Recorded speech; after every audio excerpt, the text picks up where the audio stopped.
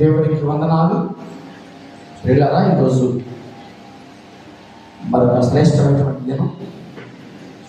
మన జీవితంలో దేవుడు చేసే ప్రతి మేలును బట్టి, ప్రతి ఆశీర్వాదం బట్టి దేవునికి మనం మహిమ చెల్లిస్తున్నాం.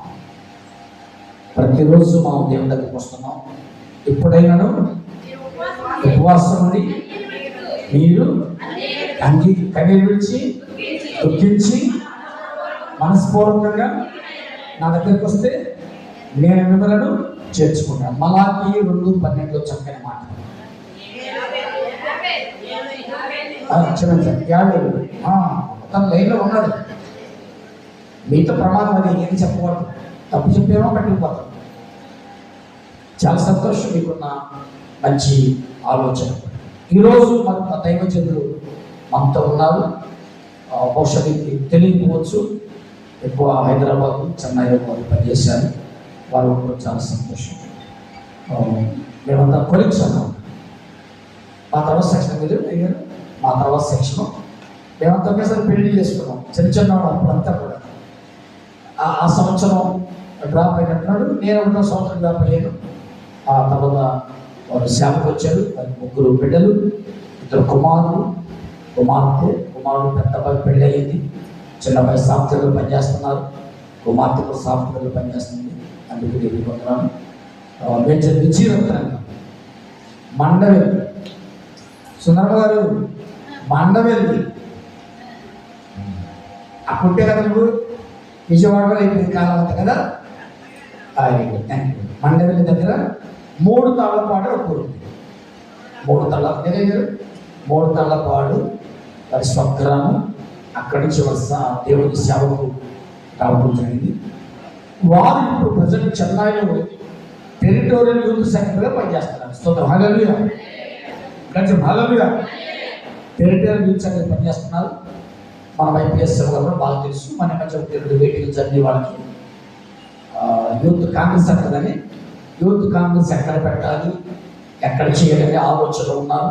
చాలాసార్లు గ్యాదరింగ్ అయింది. వాళ్ళు ఆలోచన చేస్తున్నారు. యవనస్తున్న బిడ్డల కొరకు వారు చెప్పే సువార్తను బట్టి వందనాలు. మంచి దైవజనులు, మంచి పాటలు రాస్తారు, మంచి పాటలు పాడతాం. గుడివాడలో అందరం అంతే, మంచి పాటలు పాడతాం. చెప్పరేమా? చెప్పరే?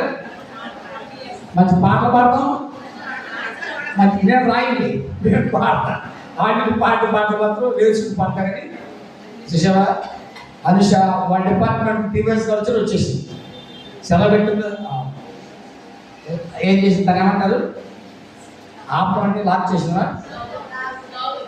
లాక్ అవుట్ చేసి వెళ్తామా? కూర్చో. Thank you. ఇప్పుడు కలుసుకోవడానికి చాలా సంతోషం. అయ్యారు కూడా చాలా సంతోషం. మాకు రివ్యూ జరగడం కారణం చేత టీసీ గారు ఒక 4 క్యాబినెట్స్, టీవైఎస్ గారు అంతా కూడా పెడుతున్నారు. ఆ షెడ్యూల్లో ఈరోజు మనకు ఉండటం అనేది చాలా సంతోషం. ఈ అవకాశాన్ని అయ్యగారికి ఇస్తున్నాం. వారి కోసం, వారి సేవ కోసం, వారి పరిచర్య కోసం ప్రార్థించాలి. మరి ఇలాంటి డేస్ కదా, మరి మనం వాళ్ళ నుంచి గౌరవించడం అనేది సాల్వేషన్ విధానంలో మంచి హల్లు చెప్పి వారికి అవకాశం ఇస్తున్నాం. హల్లెలూయా, హల్లెలూయా, హల్లెలూయా.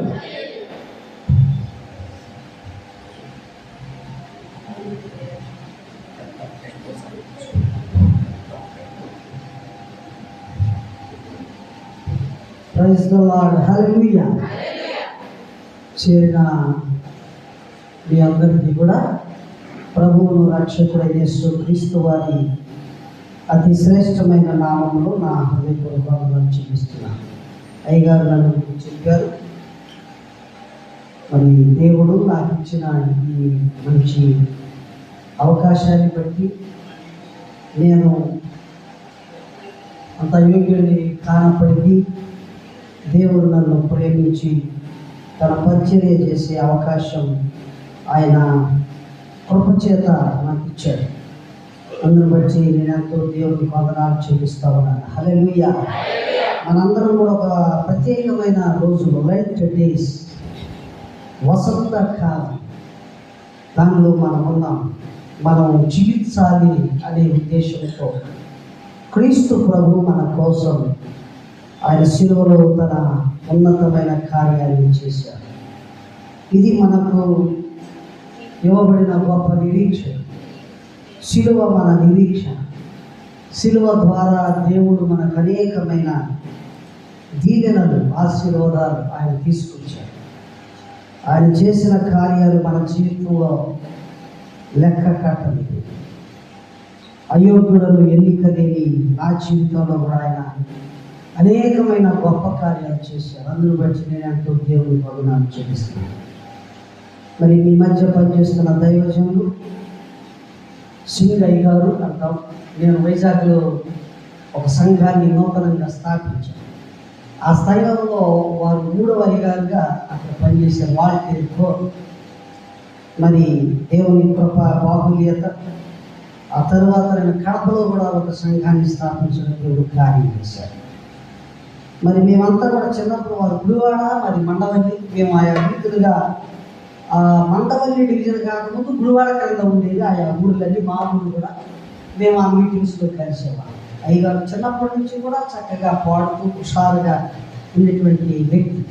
ఆయనకి అయితే జుట్టు పోయింది, కానీ అప్పుడు చాలా చక్కటి జుట్టు, ఆయన చాలా అందంగా ఉండేవాడు.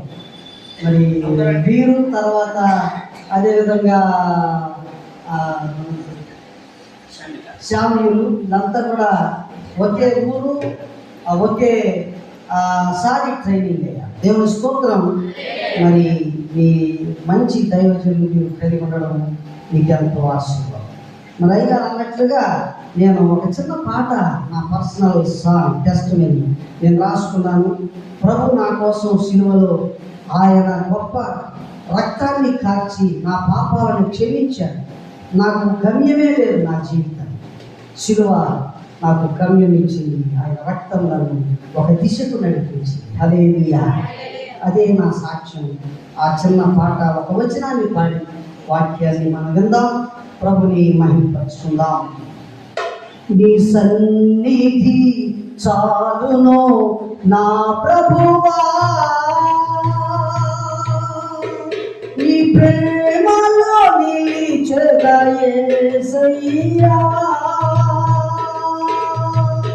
నీ సన్నిధి చాలును నా ప్రభువా, నీ ప్రేమలో నిలిచెదా యేసయ్యా. హృదయము నిండిన ఆరాధనతో నీ నామము పాడెదను శాశ్వతము. హృదయము నిండిన ఆరాధనతో నీ నామము పాడెదను శాశ్వతము. సన్నిధి చాలును నా ప్రభువా.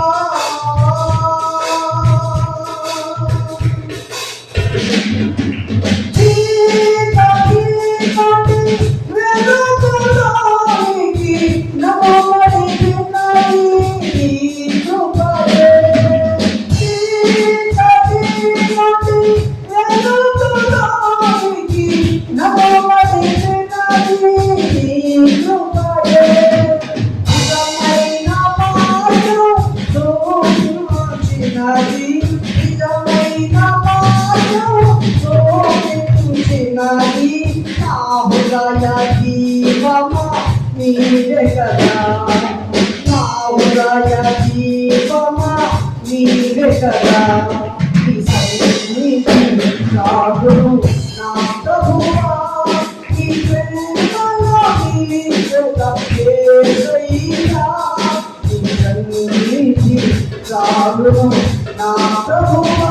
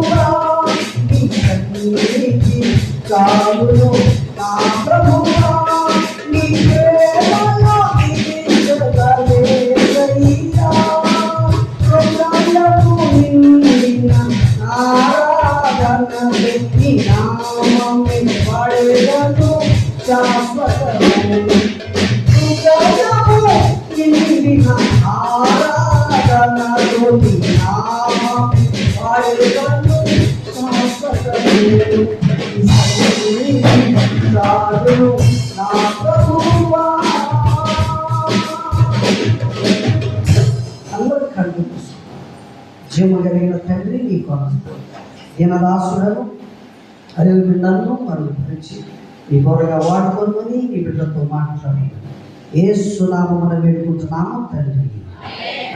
హల్లెలూయా. చక్కని మాట ఈ స్థలంలో రాయబడింది, సీజన్ ఆఫ్ రెన్యువల్. హల్లెలూయా. ఈ మన జీవితంలో రెన్యువల్ చేసేది ఆయన యొక్క శిలువ, ఆయన యొక్క ఉన్నతమైనటువంటి కార్యం నీ కోసం నా కోసం ఆయన చేశాడు. ఆయన యొక్క శిలువ కార్యము మనకు ఒక నూతనత్వాన్ని, ఒక ఉన్నతమైనటువంటి స్ప్రింగ్నెస్ మనకి ఇచ్చేటువంటిదిగా ఉంటుంది. దేవుని యొక్క వాక్యంలో మనం ఒక మాట చదువుకుందాం. 1 కొరింథీయులకు రాసిన పత్రిక 1వ అధ్యాయము 18వ వచనాన్ని మనం చూసినప్పుడు ఏంటిదంటండి? సిలువను గురించిన వార్త నశించుచున్న వారికి వెర్రితనము కానీ రక్షింపబడుచున్న మనకు దేవుని శక్తి అయి ఉన్నది. చక్కని మాట. ఈ సంవత్సరం మనకి ఇవ్వబడ్డ థీమ్ కూడా అదే. మన థీమ్ ఏంటంటే శక్తివంతముగా ఉండుడి, బి ఎంపవర్డ్. దేవుని బిడ్డలారా, ఏది మనలను శక్తివంతులుగా చేస్తారు. ఈ లోకంలో మనం చూస్తే మంచి ఆహారం భుజించినటువంటి వారు శక్తివంతంగా ఉంటారు. చక్కగా ఆరోగ్య సూత్రాలను పాటిస్తున్న వారు ఆరోగ్యవంతులుగా శక్తివంతులుగా ఉంటారు. దేవుని బిడ్డలారా, ఈ లోకంలో ధనాభివృద్ధి కలిగిన వారు, సంపద కలిగిన వారు ఆర్థికంగా శక్తివంతులుగా ఉంటారు. ఈ లోకంలో విద్యావంతులు, జ్ఞానవంతులుగా ఉన్నటువంటి వారు ఎంతో శక్తివంతులుగా వారు ఉంటారు. కానీ ఆత్మీయానుసారంగా మనం ఎలాగా శక్తివంతంగా ఉంటాం? How be empowered in spiritual way. దేవుని బిడ్డలారా, ఆత్మీయ మార్గంలో మనం ఎలాగా శక్తివంతంగా ఉండగలం? దేవుని యొక్క వాక్యము అనేకమైనటువంటి విషయాలు చెబుతాం. ఒకటి ఏమిటంటే, దేవుని వాక్యాన్ని ఎవరైతే ధ్యానిస్తారో, ఎవరైతే చదువుతారో, ఎవరైతే దాని గురించి ఆలోచన కలిగి ఉంటారో, ఎవరైతే వాక్యమును పఠిస్తారో, వాక్యము వారిని ఏం చేస్తుందంటే శక్తివంతులుగా. హెబ్రీయులకు రాసిన పత్రికలో మనం చూసినప్పుడు 4వ అధ్యాయం 12వ వచనం అదే చెబుతుంది. వాక్యము 2 అంచులు కలిగిన ఖడ్గము గలదై అంటాడు. ఎందుకనగా దేవుని వాక్యము సజీవమై, సజీవము బలము గలదై, 2 అంచుల గల ఎటువంటి ఖడ్గము కంటేను వాడిగా ఉండి ప్రాణాత్మలను, కీళ్లను, మూలుగులను విభజించినట్లుగా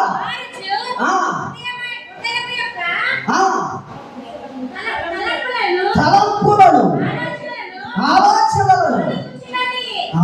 కాబట్టి వాక్యం అనేది బలమైనది. నీ హృదయంలోనికి వెళ్ళేది, నీ నరాల్లోనికి వెళ్ళేది, నీ ప్రతి అవయవంలోనికి అది ప్రవేశింపగలిగిన 2 అంచులు కలిగిన వాడి కలిగిన ఖడ్గము బలమైనటువంటి వాక్యం. దేవుని బిడ్డలారా, 119వ కీర్తనలో కూడా మనం చూసినప్పుడు 28వ వచనం ఏం చెబుతుందంటే వాక్యము బలమైనది అనేటువంటి మాట మనం చూస్తాం. దయచేసి చదవండి 28వ వచనం.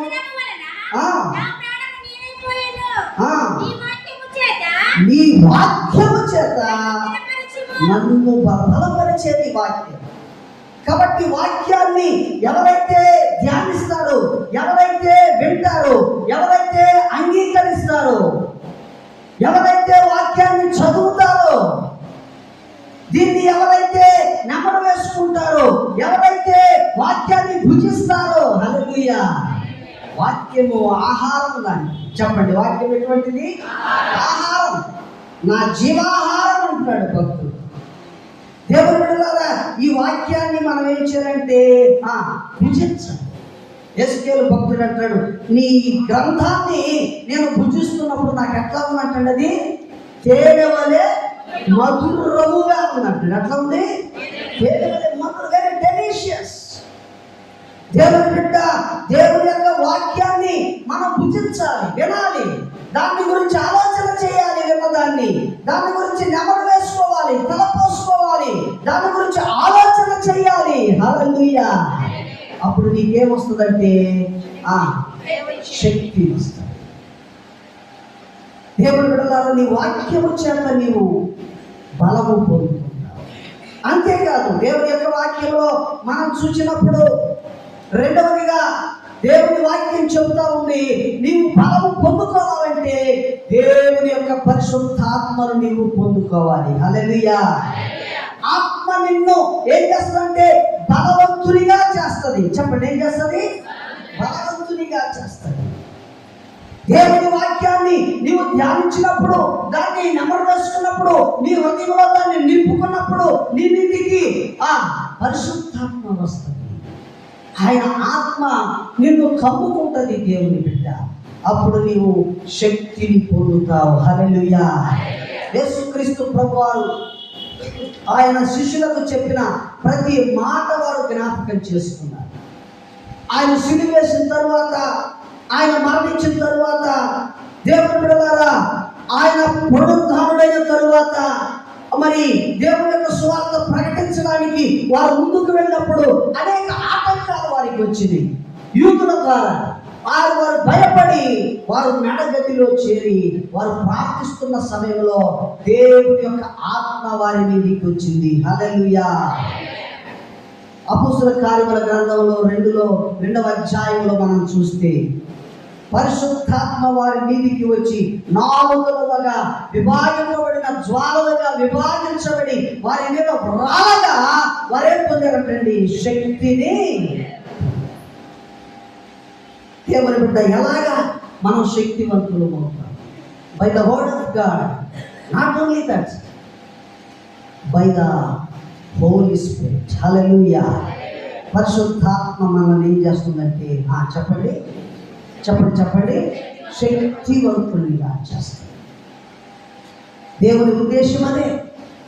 దేవుని బిడ్డలారా, నీవు బలవంతునిగా ఉండాలి, నీవు శక్తివంతునిగా ఉండాలి.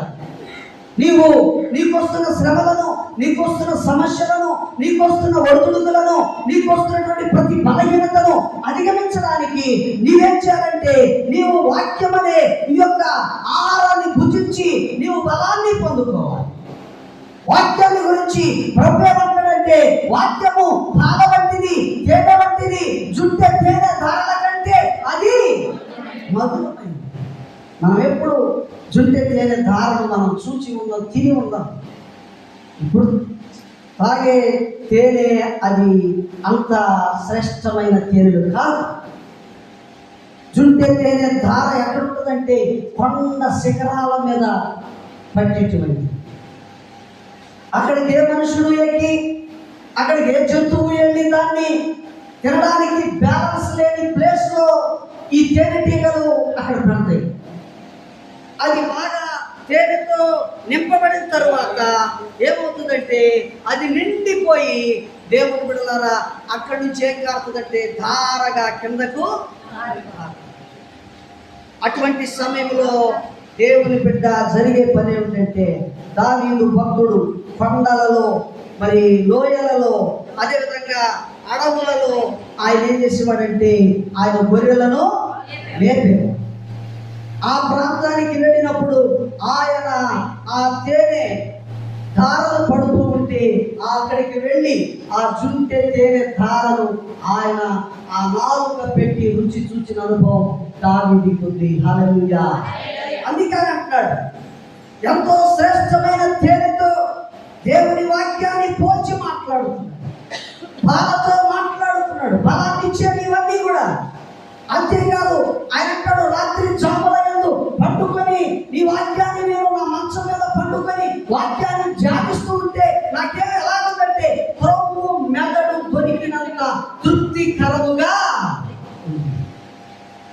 దేవుని వాక్యం మనకు క్రొవ్వు లాంటిది, అది శక్తినిచ్చేది. కొవ్వు మెదడు జ్ఞానాన్ని ఇచ్చేది. దేవుని వాక్యాన్ని ఎవరైతే తలపోసుకుంటారో, ఎవరైతే నెమరు వేస్తారో, ఎవరైతే ధ్యానిస్తారో, ఎవరైతే చదువుతారో వారి జీవితాలు ఎలాగైపోతాయంటే బలవంతంగా అయిపోతాయి, శక్తివంతులుగా వారు ఉంటారు. హల్లెలూయా. వారి ముందు ఎన్ని కష్టాలు వచ్చినా వాటన్నిటిని అధిగమించే ధైర్యాన్ని దేవుడు వారికి ఇస్తాడు. హల్లెలూయా. దేవుని బిడ్డ కాబట్టి దేవుని వాక్యాన్ని దానిని మనము గ్రహించాలి, దానిని మనం కలిగి ఉండాలి, దాన్ని మన హృదయాల్లో భద్రపరచాలి. వాక్యానుసారమైన జీవన శైలి మన బ్రతుకులో అనుసరించాలి. అప్పుడు ఆత్మని నీకు వస్తుంది. నీవు ఎలాగైపోతావంటే గొప్ప ఫలం పొందుకుంటావు. ఆనాడు మేడగదిలో చేరిన వారికి కూడా గొప్ప శక్తి వచ్చింది. ఒక్కొక్కరి మీదికి దేవుని యొక్క పరిశుద్ధాత్మ వరాలుగా వారు శక్తితో నింపబడ్డారంటండి. హల్లెలూయా. ఏదో నింపబడ్డారు వాళ్ళు? వాక్ శక్తి వారికి వచ్చింది. అన్య భాషలు వారు మాట్లాడారు. చదువుకున్నటువంటి వారు ఆయా ప్రాంతాల వారి భాష, హెబ్రీ భాషలు, దేవుని బిడ్డలారా మరి అనేక రకాల ఫారిన్ లాంగ్వేజెస్ వారు ఆ స్థలంలో ఆత్మతో నింపబడి వారు మాట్లాడారు. వారి మాటలు విన్నటువంటి వారు అనేకులు విస్మయం పొందారు. పేతురు వాక్శక్తితో నిలబడి మాట్లాడినప్పుడు, పరిశుద్ధాత్మతో మాట్లాడినప్పుడు ఒక్కసారిగా 3000 మంది మారు మనసు రక్షణలోనికి శిలువను అంగీకరించినట్లుగా దేవుని వాక్యంలో మనం చూస్తాం. హల్లెలూయా. ఒక వ్యక్తిని దేవుని బలవంతంగా చేసేది, శక్తివంతునిగా చేసేది దేవుని యొక్క వాక్యము, పరిశుద్ధాత్మ. అంతేకాదు, మూడవదిగా మనం జ్ఞాపకం చేసుకుంటున్నాం, ఈ ప్రత్యేకమైన దినాల్లో శిలువ ఒక వ్యక్తిని ఏం చేస్తుందంటే శక్తివంతునిగా. అదే మనం చదువుకున్నాం కొరింథీయులకు రాసిన మొదటి పత్రికలో, శిలువను గురించిన వార్త నశించుచున్న వారికి వెరితనము గాని రక్షింపబడుతున్న మనకు దేవుని శక్తి, అది గొప్ప బలం. దేవుని బిడ్డలారా, శిలువ ఒక వ్యక్తికి ఏమిస్తుందంటే శక్తిని. శిలువను మనం విశ్వసించాలి. యేసయ్య శిలువలో చేసిన కార్యాన్ని మనం తలపుసుకోవాలి. ఎందుకు ఆయన చేశాడు? ఎందుకు ఆయన మహిమను విడిచిపెట్టాడు? పరలోకాన్ని విడిచిపెట్టాడు. కోటాను కోట్ల దేవదూతల స్తుతులను స్తోత్రాలను ఆయన విడిచిపెట్టి రిక్తునిగా చేసుకొని మానవునిగా మన మధ్యకు ఆయన వచ్చాడు. ఎందుకంటే నిన్ను నన్ను కూడా రక్షించడానికి. హల్లెలూయా. మనలను పరిశుద్ధులుగా చేయడానికి, మనలను పవిత్రులుగా చేయడానికి, తిరిగి మరలా మనలను ఆయన బిడ్డలుగా అంగీకరించడానికి, ఆయన మహిమలో ఆయనతో పాటుగా మరి యుగ యుగములు జీవించడానికి ఆయన ఏం చేశాడో తెలుసా? ఆ మహిమను విడిచి లోకానికి. ఎంత గొప్ప ప్రేమ!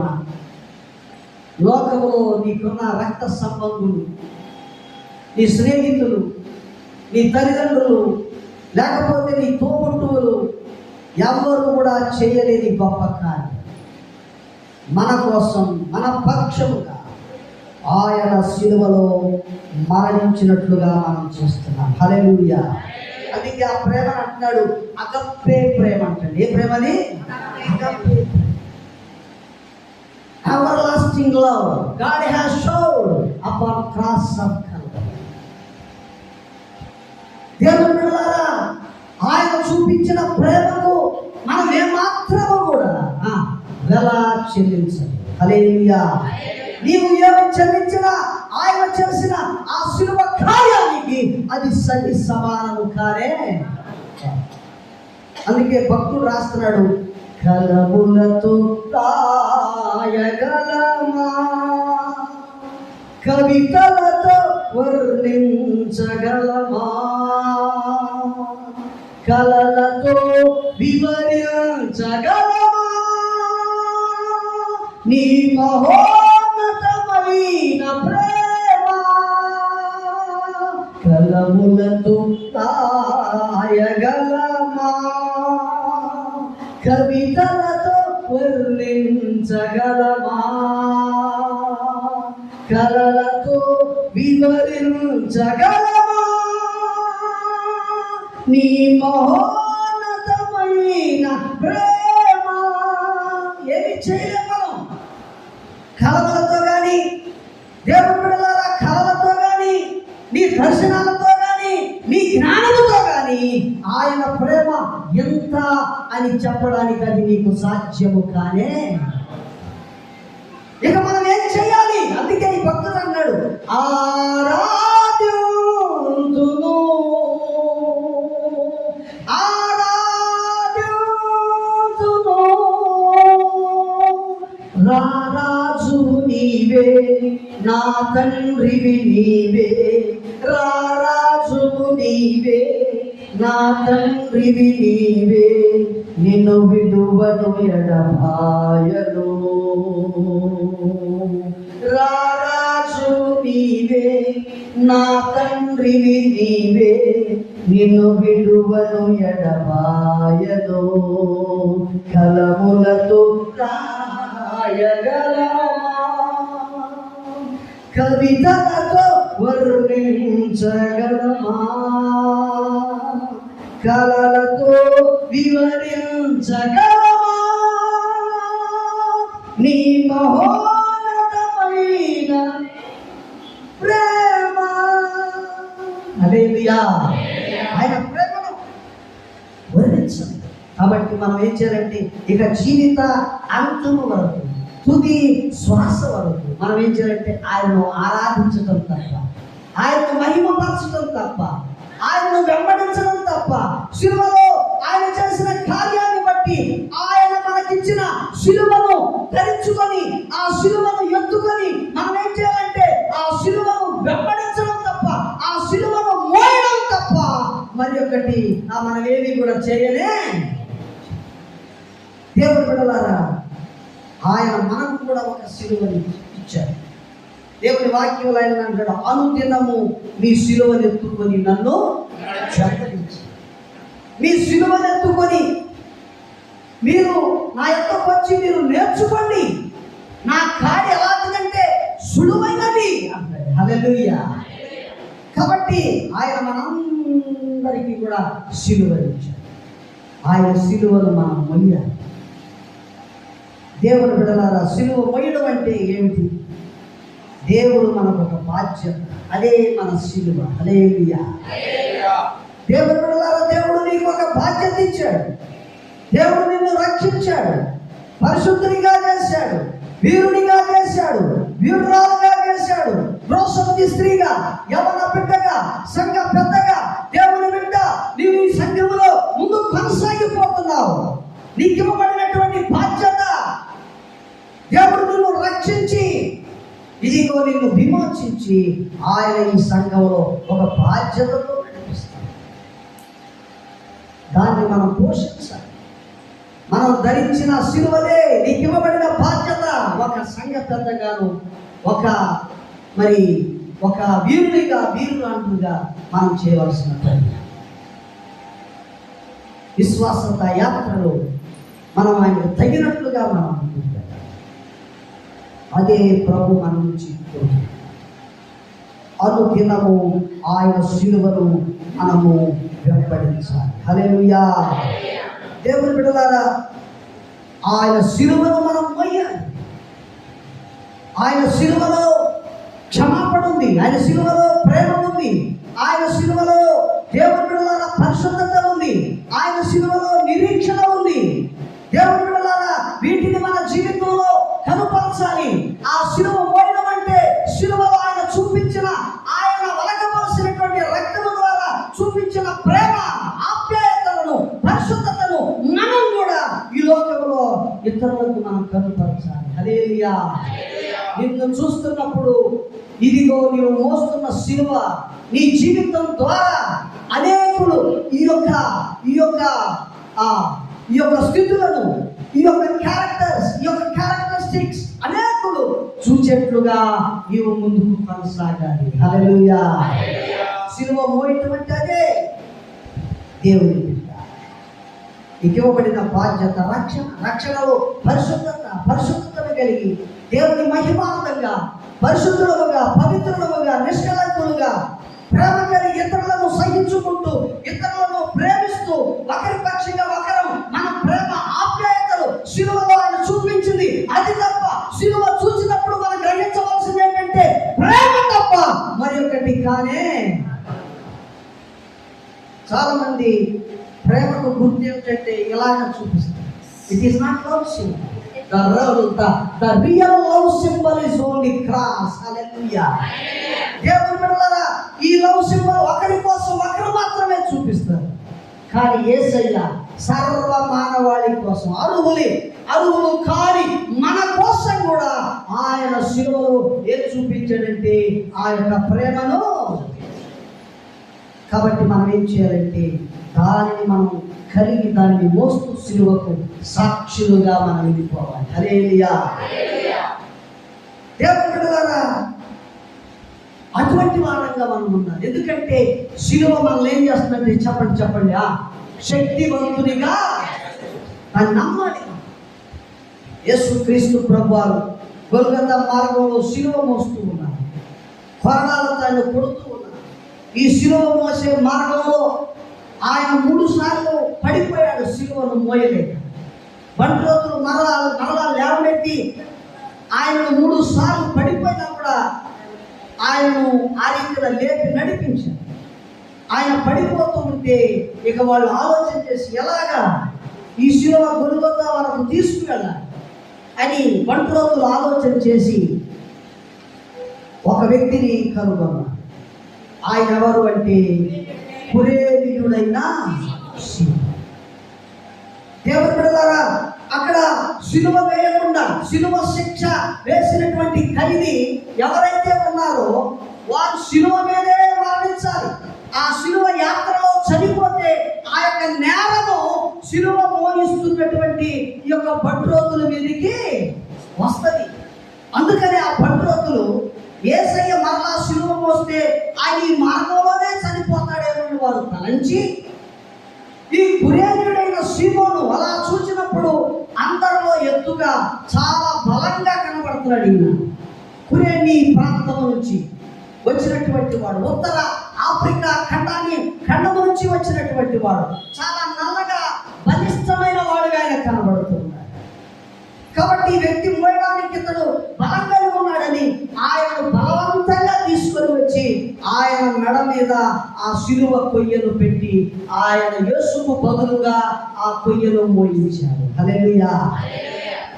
దేవుని బిడ్డలారా, ఆయన సిలువ ఏంటో ఆయనకి అప్పటికి తెలియదు. ఆఫ్రికా ఖండం నుంచి అక్కడ ఉన్నటువంటి యూదులు, చెదరిపోయిన యూదులు ఏటా పస్కా పండుగ రోజున యెరూషలేమునకు వచ్చి ఆ యొక్క పస్కాను ఆచరించే ఆచారం వాళ్ళకి ఉంది. అందుకే ఆయన ఆ దినాల్లో ఆ స్థలానికి వచ్చాడు. వచ్చినప్పుడు ఆయన యెరూషలేము వీధుల్లో కనబడిన కలకలం ఏంటంటే ఈ సిలువను మోయిస్తూ యేసయ్య వెంబడి అనేక మంది ప్రజలు ఆయన వెంబడి ఉన్నారు. ఆ యాత్రను చూశారు. యేసయ్య ఎవరో ఆయనకు తెలియదు. బలవంతంగా ఆయన మీదికి ఆ సిలువ కొయ్యను వేశారు. ఆ సిలువ కొయ్యను ఆయన గొల్గొతా వరకు మోసినట్లుగా మనం చూస్తాం. హల్లెలూయా. దేవుని బిడ్డలకు తెలియకుండానే తన యొక్క ఉద్దేశం లేకుండానే తన యొక్క ఇష్టం లేకుండానే ఆ సిలువను ఆయన భుజముల మీద పెట్టినట్లుగా మనం చూస్తాం. అప్పటికి ఆ సిలువ కొయ్య యేసు రక్తంతో తడిచిపోయింది. దేవుని బిడ్డలారా, రక్తంతో తడిచిపోయినటువంటి ఆ కొయ్యను ఈయన మోసినట్లుగా, ఈ కురేనీయుడైన సీమోను మోసినట్లుగా మనం చూస్తాం. యేసయ్యను సిలువ వేశారు. కురేనీయుడైన సీమోను తన దారిన తను వెళ్ళిపోయాడు. వెళ్ళిపోయినప్పటికీ కూడా ఆ సిలువ యాత్రను కురేనీయుడైన సీమోను మరచిపోలేదు. దేవుని బిడ్డలారా, ఆ కొయ్యను మోసిన అనుభవం తన యొక్క గుండెల్లో ముద్రించబడింది. యేసు రక్తముతో తడపబడినటువంటి ఆ యొక్క కొయ్య, ఆ రక్తం ఆయన శరీరానికి కూడా అంటుకుంది. దేవుని బిడ్డలారా, ఆ రక్తం అతన్ని తాకింది. హల్లెలూయా. అతని హృదయంలో ఒక మార్పు, రెన్యువేషన్. ఏంటది చెప్పండి? రెన్యువేషన్ ఆయనకు కలిగింది. దేవుని బిడ్డల ఆయనలో నూతనత్వం, ఒక శాంతి, ఒక సమాధానం, ఒక ప్రేమ, ఆప్యాయత, పరిశుద్ధుడైన ఆ అనుభవాన్ని ఆ శిలువ కొయ్య మొయ్యటం ద్వారా ఆయనకు కలిగింది. చప్పటి దేవుని మహిమపరుస్తున్నారు. దేవుని బిడ్డ యేసుక్రీస్తు ఈ లోకంలో జీవించినప్పుడు అనేక మంది ఆయన మాట ద్వారా, ఊపి ద్వారా స్వస్థత పొందారు. దేవుని బిడ్డలారా, ఒక ఆమె ఆయన యొక్క వస్త్రపు చెట్టు ముట్టుకొని ఆమె స్వస్థత పొందినట్లుగా మనం చూస్తాం. హల్లెలూయా. దేవుని బిడ్డ ఆయన రక్తముతో తడపబడినటువంటి ఆ కొయ్య, ఆ యొక్క క్రీస్తు రక్తము, ఈయన ఆ కొయ్య కట్టిన రక్తము ఈయన శరీరంలోనికి కూడా, ఈయన శరీరానికి కూడా, ఈ అపవిత్రుడైన శరీరానికి అంటుట ద్వారా ఆయనకి ఏమొచ్చిందంటే రెన్యువేషన్. హల్లెలూయా. దేవుని బిడ్డ ఆయన శిలువ ఆయనను శక్తివంతునిగా చేసి, హల్లెలూయా. విశ్వాసం శిలువ. క్రీస్తు నా పాపముల కోసమే చనిపోయాడు. ఆయన ఎంత పరిశుద్ధుడు. ఈ రక్తం ఆయనలోనికి ప్రవహించడం ద్వారా ఆయన ఏం చేశాడంటే తన కుటుంబానికి చెప్పాడు, తన పిల్లలకు చెప్పాడు. దేవుని బిడ్డలారా, దేవుని యొక్క వాక్యంలో మనం చూస్తే మార్కు సువార్త 15వ అధ్యాయము 21వ వచనం ఈ మాటలు చదువుకొని మనం వాక్యాన్ని ముగించుకుందాం. అమ్మా చదవండి, చక్కగా చదవండి. వచ్చి పోవుచుండగా బలవంతం చేసిరి. అదే అక్కడ కావాలమ్మా. అతను అలెగ్జాంద్రియాకును రూపునకును తండ్రి. హల్లెలూయా. ఈ కురేనుడైన సీమోను ఇద్దరు కుమారులకు తండ్రిగా ఉన్నాడు. దేవుని బిడ్డలారా, ఆయన శిలువ మోసిన తర్వాత చిన్న పిల్లలుగా ఉన్నటువంటి ఆ యొక్క రూపుకును, ఇంకొక ఆయన ఎవరు, అలెగ్జాంద్రియాకును దేవుని యొక్క సువార్త చెప్పాడు. క్రీస్తు శిలువను గురించి బోధించాడు. క్రీస్తు ఎందుకు శిలువలో తన ప్రాణాన్ని అర్పించాడో బోధించాడు. ఎందుకు ఆయన రక్తాన్ని కార్చాడో బోధించాడు.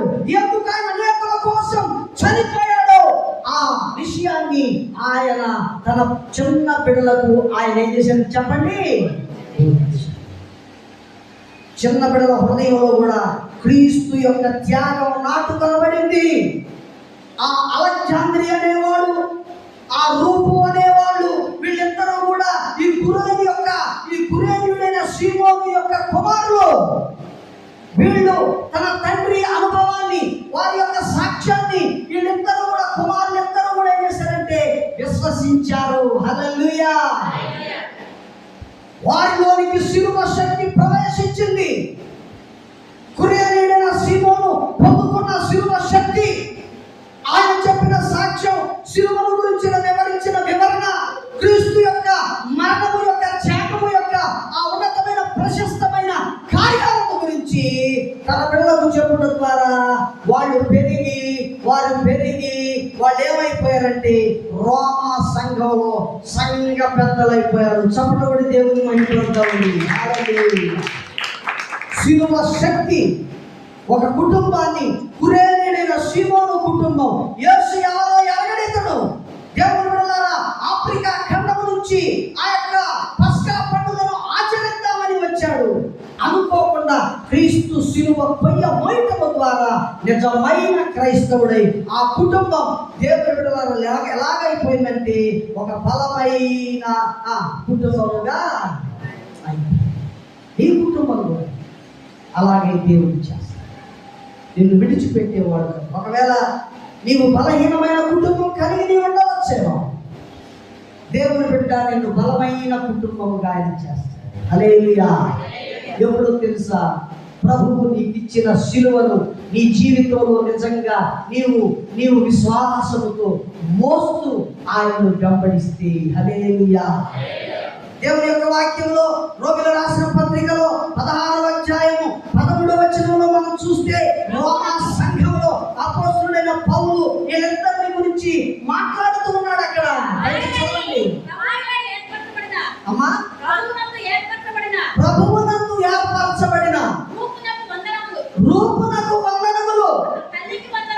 ఆయన తల్లికి కూడా వందనాలు అంటున్నాడు. దేవుని బిడ్డలారా, రూపనగా ఎవరు అంటే చెప్పండి, ఈ కురేనీయుడైన సీమోను యొక్క కుమారుడు. అలెగ్జాండర్, రూపులు ఇద్దరు కూడా ఎలాగైపోయారంటే బలమైన స్తంభాలుగా ఆ సంఘంలో నిలవబడ్డారు. నీవు కూడా శిలువ శక్తిని పొందుకొని సంఘంలో ఒక స్తంభంగా నిలబడ్డావు, క్రీస్తుకు సాక్షిగా నిలబడ్డావు. దేవుని బిడ్డ నీతిని న్యాయాన్ని అనుసరిస్తూ ఇదిగో దేవుని యొక్క పరిశుద్ధతను అడుగడుగున మన జీవితంలో అనుభవిస్తూ అనేకులకు కనుపరుస్తూ ఆయనకు సాక్షిగా మనం సాగుతాం. హల్లెలూయా. పరిశుద్ధాత్మ మనం శక్తివంతంగా చేస్తాం. దేవుని వాక్యం మన శక్తివంతంగా చేస్తాం. అంతేకాదు, అంతకంటే ఎక్కువగా మనం శక్తివంతంగా చేసేది క్రీస్తు యొక్క శిలువ. నిన్ను రెన్యువేట్ చేసి, నిన్ను నూతన పరిచి, పక్షిరాజు నూతనత్వంలాగా నీ జీవితాన్ని నూతన పరిచి ఒక బలమైన వాడుగా ఆయన నిన్ను నింపుతాడు. హల్లెలూయా. బలమైన కార్యాలు చేసేవారుగా, బలమైన కుటుంబముగా నీ కుటుంబాన్ని ఆయన ఉంచుతాడు.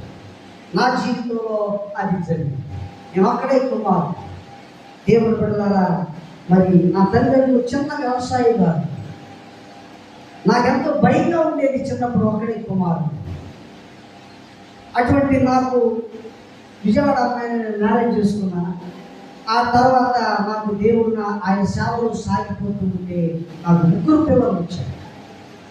దేవుని బిడ్డలారా, పెద్ద కుమారుడు, చిన్న కుమారుడు, ఆఖరిలో కుమార్తె. నాకు ఆ కుమారుడు కలిగినప్పుడు ఎంతో బలం, ఎంతో ధైర్యం వచ్చింది. వారు చదువుకుని పెద్దవాళ్ళే జాబ్ చేస్తున్నారు.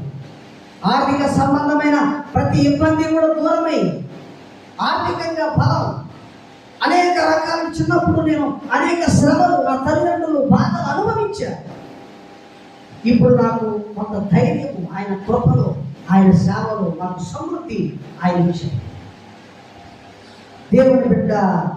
అంతేకాదు, నా పెద్ద కుమారుడికి 2 కుమారులు కలిగారు. నాకు 2 మనవడు. ఆలోచించినప్పుడు ఇంకా శక్తి. దేవుడు మనందరి జీవితంలో బలహీనంగా ఉన్న మనం ఏం చేస్తాడు చెప్పండి?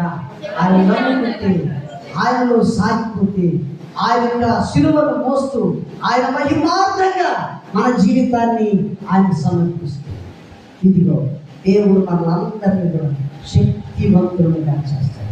అటువంటి శిలువ శక్తిని మనందరికీ ప్రభువాన్ని కోరుకుంటూ మరి ఇచ్చిన సేవకులు వందనాలు చెల్లిస్తూ ఈ మాటలు ముగిస్తున్న దేవుడు మనందరినీ దీవించును గాక.